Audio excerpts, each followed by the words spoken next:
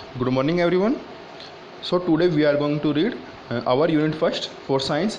As you know, we have already discussed about some topic of this unit, and here the remaining topics we are going to discuss.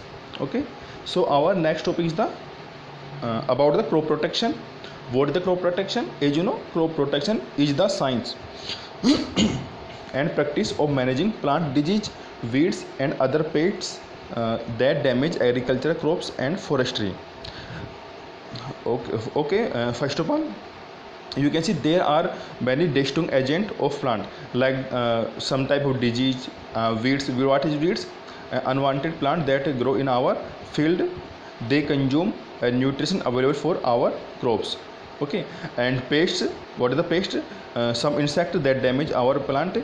Okay, and all of these destroying agent can decrease our crop yield. Okay, so we have to protect our crop from this from these destroying agent, and the technique of protecting of our crops is known as crop protection.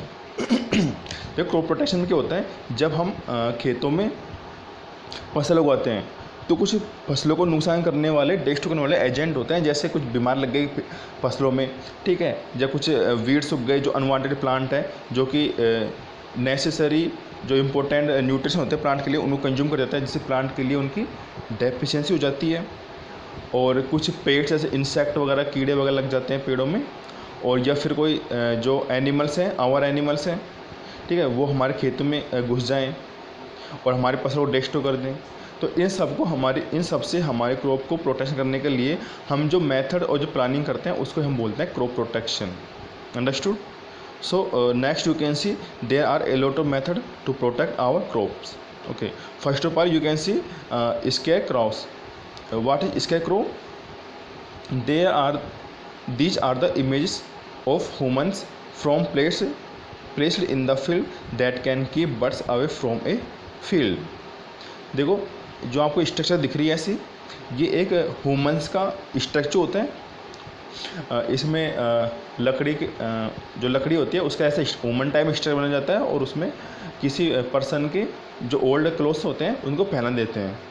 ठीक है, तो दूर से ऐसा लगता है जैसे कोई ह्यूमन पर्सन हो, जैसे जो आवारा पशु होते हैं या फिर भी जो पक्षी होते हैं जो कि फसल को डिस्ट्रॉय कर सकते हैं, वो डर जाते हैं और वो हमारे खेत में एंटर नहीं कर पाते. Okay, so these are the scarecrow. You can see in this pic clearly.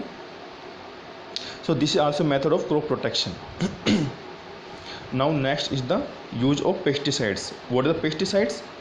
Pesticides are chemical substance that are poisonous in nature. They kill the pests but do not harm the plants. Pesticides include insecticides, kill insect, fungicide, destrofungi, and rodenticides, kill rats and mice.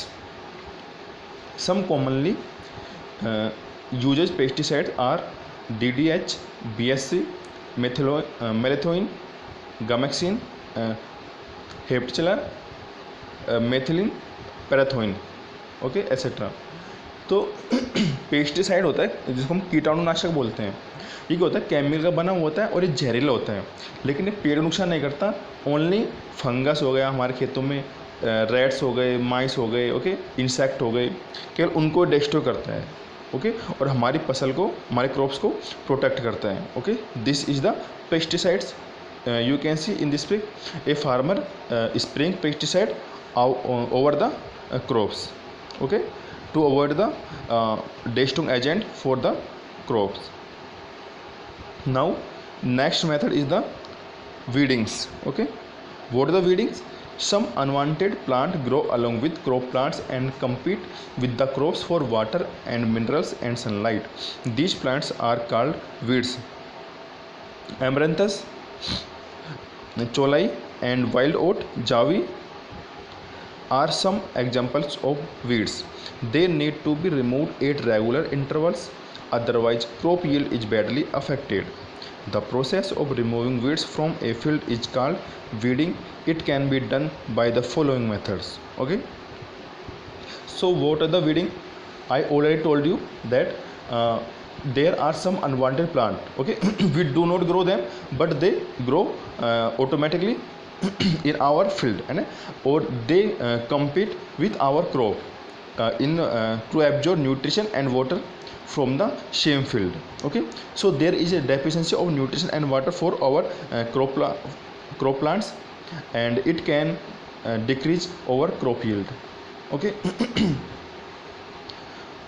And we need to remove these weeding, okay, these weeds at a particular or regular interval, so that our crop yield can't be affected, okay. And the process of removing these weeds is called the weeding.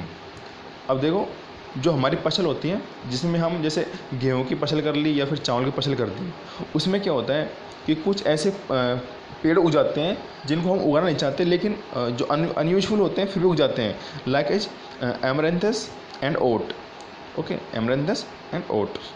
ये क्या होते हैं कि अब खेत में उग जाएंगे तो ये भी कुछ न्यूट्रिशन और वाटर एब्जॉर्ब करेंगे, तो हमारे क्रॉप प्लांट हैं उनके लिए न्यूट्रिशन और वाटर की कमी आ जाएगी, जिससे वो ठीक से ग्रोथ नहीं कर पाएंगे, और जो उनका जो यील्ड है, ठीक है, क्रॉप यील्ड है, वो भी डिक्रीज हो जाएगा।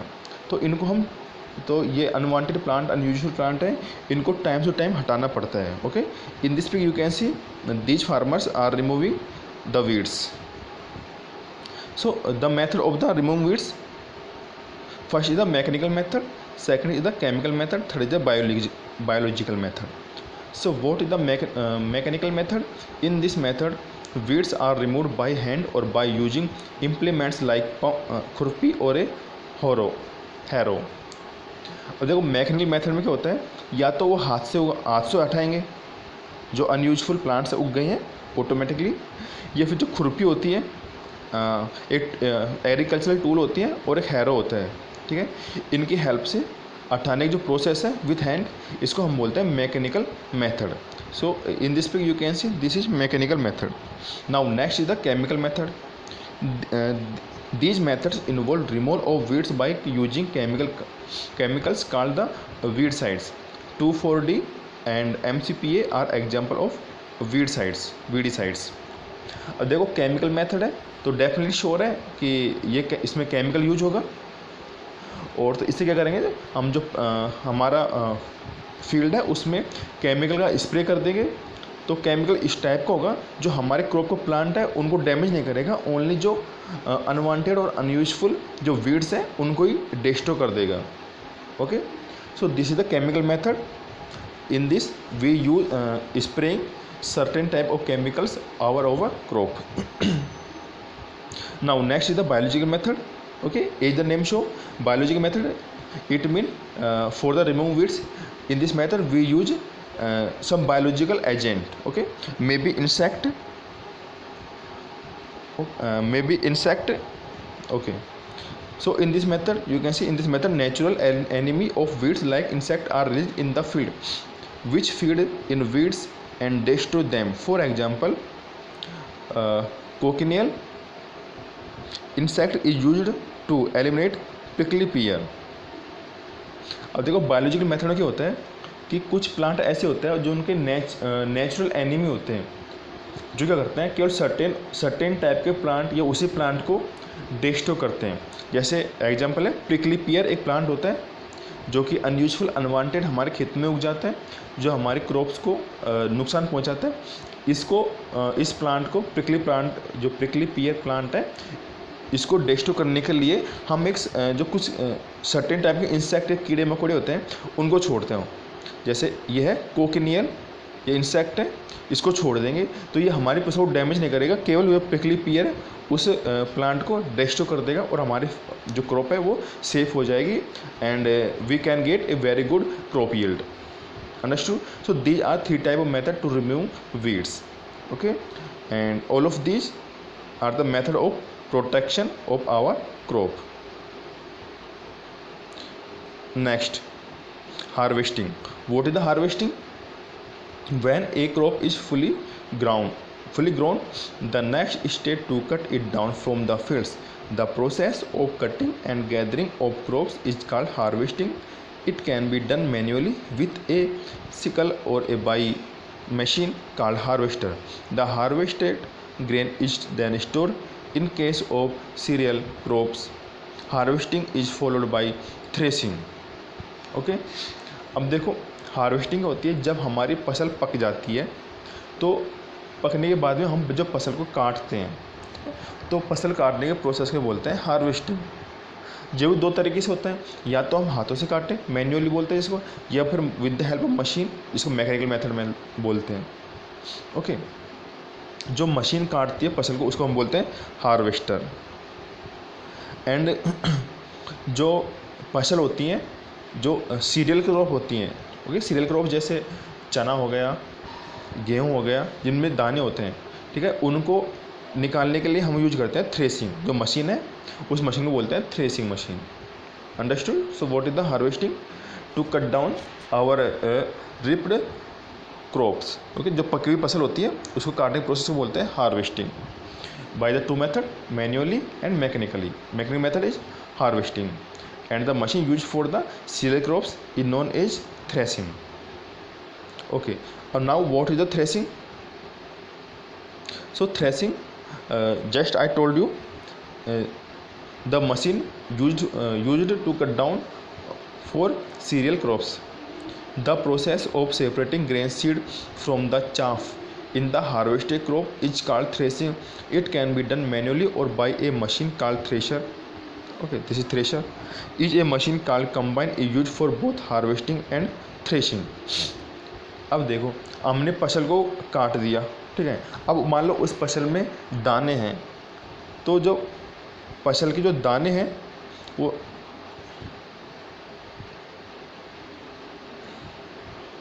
ओके तो थ्रेसिंग में क्या होता है कि जैसे हमने फसल काट ली और कुछ फसल ऐसे गेहूँ हो गया, चावल हो गया, बाजरा हो गया, जो उनमें जो बाल होती हैं, उन बाल में से ऊपर जो ऊपर वाला टॉप पोर्शन होता है फसल का काटने के बाद में, तो उनसे उनके दाने को, ग्रेन्स को बाहर निकालने की प्रोसेस को हम बोलते हैं threshing.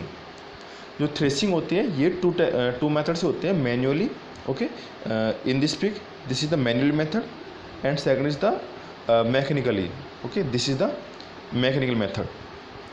And threshing, harvesting and threshing can be done simultaneously. You can see in this pic, ये इस पिक में जो मशीन है ये तो हार्वेस्ट कर रही है फसल को आगे से, और इसके जो ये टॉप पे जो माउंट है इसको हम बोलते हैं थ्रेशर। ये करता है साथ में जो हमारा जो क्रॉप्स है कटी हुई उसमें से ग्रेन्स को बाहर निकाल के यहाँ पे डाल रहे हैं। ओके सो दोनों काम भी एक साथ हो रहे हैं। सो this is non threshing. Okay जो मैनुअल मेथड क्या करते हैं, मैनुअल मेथड यूज किया जाता है इन ए स्मॉल एरिया, जहाँ पे जो हमारी छोटी फील्ड होती है, छोटे खेत होते हैं, वहाँ पे यूज किया जाता है, जो कि इकोनॉमिकल होता है।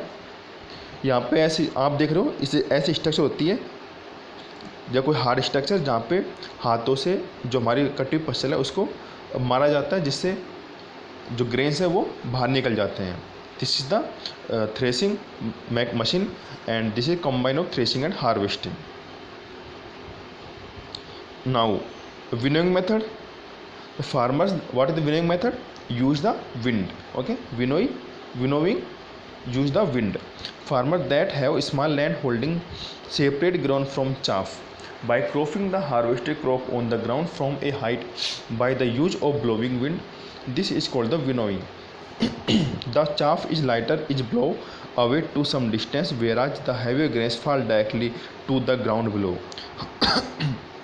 अब देखो विनोइंग में क्या होता है कि जो फार्मर होता है वो एक सर्टेन हाइट पे खड़ा हो जाता है, वहाँ से जो चाफ होता है, ठीक है, जिसको भी थ्रेशिंग में बताया था हमने, जो बाल होती हैं, ठीक है, मान लो गेहूँ की बाल होगी, वेट ईयरिंग, जिसको उसमें से थ्रेशिंग के बाद में चाफ बन जाता है। उस चाफ को हम इतने सर्टेन हाइट से नीचे गिराते हैं, कहाँ पर, जहाँ पर हवा चल रही हो, जिससे जो चाफ होता है, जिसको भूसा बोलते हैं, ये लाइट होता है rather than grains.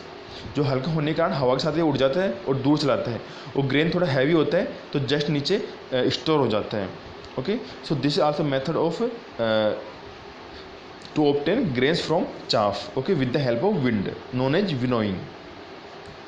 Now next is the storage. The harvested food grains need to be stored very carefully to protect it from insects, pests, rodents, and fungal disease. As moisture promotes the growth of bacteria and fungi, so the grain is dried in the sun and then stored in gunny bags and silo. अब देखो, जब अब हमने फसल से जो food grains हैं, दाने हैं फूड उसके फसल के, वो निकाल लिए, जैसे गेहूँ के दाने निकाल लिए, चावल का निकाल लिए, बाजरे निकाल लिए, मक्का का जो भी है. अब हमको उसको स्टोर करने की रिक्वायरमेंट होगी. तो हम स्टोर कैसे करेंगे? पहले उनको सनलाइट प्रेजेंट में जो धूप है उसमें सुखाते हैं ताकि उनमें मॉइस्चर ना रहे, क्योंकि अगर मॉइस्चर के साथ स्टोर कर दिया जस्ट तो उनमें इंसेक्ट जो बैक्टीरिया वगैरह फंगी है वो ग्रोथ हो सकती है और जो हमारा फूड ग्रेन्स है उसको डिस्ट्रॉय कर सकते हैं. ठीक है. So first of all after the obtain grains from the crops we used to dried these grains in the presence of sunlight. Okay, after the removing of the moisture to avoid the growth of bacteria in our grains, then we store these grains in either silo or either in gunny bags. Okay, देखो ये Ghani bags में store हो रहा है और ऐसे सिलो होते हैं, ऐसे स्टील के स्ट्रक्चर होते हैं जो ज़मीन से कुछ हाइट पे होते हैं ताकि नीचे से मॉइस्चर ना आए या फिर पानी ना आए. ओके, या फिर कोई इंसेक्ट वगैरह बैक्टीरिया वगैरह ना लगे. तो ये सिलों और ये गनी बैग से इनमें स्टोर कर देते हैं. हम देखोगा गेहूँ को ऐसे स्टोर करते हैं. नेक्स्ट मेथड होता है type of storage. Next point is the type of storage. अब हम स्टोर करते हैं, उसे कौन कौन से टाइप होते हैं? Okay, we use two technique to store food grains. First is the dry store, second is the cold storage. What is the dry storage? Is a method used for storing non-perishable food material like food grains on small scale or at a domestic level. Grain is stored in jute bag or metallic bins on large scale or at a commercial level. Grains is stored in gunny bags, silo or granaries. होता है कि हम ऐसे food grains को, जो ऐसे foods को store करते हैं जो कि जल्दी से ख़राब ना हो और लॉन्ग उनकी लाइफ होती है, थोड़ी लॉन्ग होती है. जैसे गेहूँ हो गया, चावल हो गया, ठीक है, उनको स्टोर करते हैं. जो अगर इनको स्मॉल स्केल या डोमेस्टिक लेवल पे स्टोर करते हैं तो हम ऐसे जूट की जो बोरी होती है उनमें स्टोर कर देते हैं, या फिर लोहे की टंकी होती है घरों में उनमें स्टोर कर देते हैं. लेकिन हमको बड़े लेवल पे स्टोर करना है, जैसे गोदाम में स्टोर करना है, तो हम ऐसे सिलो वगैरह या फिर जो ऐसे गनी बैग्स होते हैं, बड़े बड़े ग्रेनरीज होती हैं, वहाँ पे स्टोर करते हैं. ठीक है. ड्राई स्टोरेज आप लोग खूब देखोगे घरों में हम गेहूँ को स्टोर करते हैं या तो जूट बैग्स में, या फिर जो मेटलिक बीन्स होते हैं, लोहे की टंकी होती है मेटल की, उनमें स्टोर करते हैं. और ऐसे मटेरियल को जो जल्दी से ख़राब ना हो. Okay, for the perishable food which has long life. And second is the cold storage. It is use for the perishable food materials because they have very short life and they after this they can be unuseful, okay, and can be destroyed. So in cold storage is a method used for the storage of perishable food materials. Since these goods material have a very short life, they are stored at low temperature. Vegetable and fruit are stored by this method. तो cold store में जो ऐसे food matters होते हैं जिनकी life बहुत कम होती है, ओके, जो जल्दी से ख़राब हो सकने वाले हैं, उनको हम बहुत ही लो टेम्परेचर यानी कि 0 डिग्री टेम्परेचर पर स्टोर करते हैं, क्योंकि 0 डिग्री टेम्परेचर में जल्दी से उनमें कोई बैक्टीरिया फंगस वगैरह लगने लगते हैं, क्योंकि 0 डिग्री टेम्परेचर पे बैक्टीरिया फंगस जो भी इंसेक्ट हैं वो सब इनएक्टिव हो जाते हैं. ओके, वो एक्टिव नहीं रहते. एक्टिव नहीं होंगे तो हमारे जो फूड ग्रेन्स हैं, जो फूड मटेरियल है, वो सेफ़ रहेगा. जैसे वेजिटेबल हो गया, फ्रूट्स हो गया. Okay, so for the storage of vegetable and fruits we use cold storage. देखो इसमें देखो कोल्ड स्टोर में ऐसी बड़ी बड़ी AC लगी होती हैं, ठीक है, फ्रिज लगी होती है बड़ी बड़ी, जो कि हमारे वेजिटेबल हो गया, फ्रूट हो गया, एग्स हो गए, उनको स्टोर रखते हैं, क्योंकि 0 डिग्री टेम्परेचर में कोई भी बैक्टीरिया ग्रोथ नहीं कर पाता है और हमारी फूड मटेरियल सेफ रहते हैं. Next is the animal husbandry. What is the animal husbandry? The domestication of animals on a large scale is called animal husbandry. जो हमें बड़े स्केल पे पशुपालन करते हैं, पशुओं को पालते हैं, गाय को पालते हैं, भैंसों को पालते हैं बड़े स्केल में, ठीक है, जिससे हम हमारे डेयरी चलाते हैं, तो उसी को हम बोलते हैं एनिमल हजबेंड्री। ये देखो बहुत सारी गायों को पाल रखे हैं इन्होंने, ठीक है, गायों को पाल से दूध बेचते हैं, गोबर बेचते हैं, ठीक है, तो इसको हम बोलते हैं एनिमल हजबेंड्री, पशुपालन। Next is the poultry farming, the practice of raising birds like chicken, ducks and fowls. अब देखो यहाँ पे एनिमल हजबेंड्री में जानवर पाल रहे थे, और पोल्ट्री फार्मिंग में जो बर्ड्स होते हैं हम उनको पालते हैं, ठीक है, मुर्गी हुई, बतखें हो गई, ठीक है, उनको पालते हैं जिससे हमको अंडे मिलते हैं और अंडे का बिजनेस करते हैं, ठीक है, तो ये इसको हम बोलते हैं पोल्ट्री फार्मिंग। ये देखो ये क्या है, पोल्ट्री फार्म है, पोल्ट्री फार्म देखा होगा जहाँ पे बहुत सारी मुर्गियाँ पाली जाती हैं। Next is the apiculture, the rearing of honey बीज ऑन ए लार्ज स्केल। बड़े पैमाने पे जो हम मधुमक्खी को पालन करते हैं उसको बोलते हैं एपीकल्चर। एपीकल्चर क्यों करते हैं? क्योंकि जो हनी बी होती है, मधुमक्खी होती है, उनसे शहद प्राप्त करने के लिए वी रेयर द हनी बीज जो मधुमक्खी होती हैं उनको पालने को बोलते हैं apiculture. So last is the fishiculture. What is the fishiculture? The breeding, hatching and rearing of fish under control condition on a large scale. जैसे हम जो मछली होते हैं इसको बोलते हैं मछली पालन बोलते हैं या फिर मत्स्य पालन बोलते हैं। तो मत्स्य पालन में बहुत सारी जो मछलियाँ होती हैं उनको हम पालते हैं, एक हम तालाब बनाते हैं या फिर नदी बनाते हैं, जो नदी में एक पर्टिकुलर एरिया को फिक्स करते हैं, या फिर हमारे पास जो तालाब होता है उनमें उनकी ब्रीडिंग की जाती है। ब्रीडिंग मतलब नई मछलियों को जनरेट करने के लिए नए मछलियों को जनरेट किया जाता है, उनकी ग्रोथ को इंक्रीज किया जाता है, जिसको ब्रीडिंग बोलते हैं, ठीक है। एंड हैचिंग एंड रियरिंग, उनको पाला जाता है, उनको प्रॉपर फूड दिया जाता है ताकि जो फिश हैं उनको बेच के उनका बिजनेस किया जा सके। Okay, so this is known as the fishiculture. तो understood all of this? Thank you all of you. I hope all of you get very well. Thank you.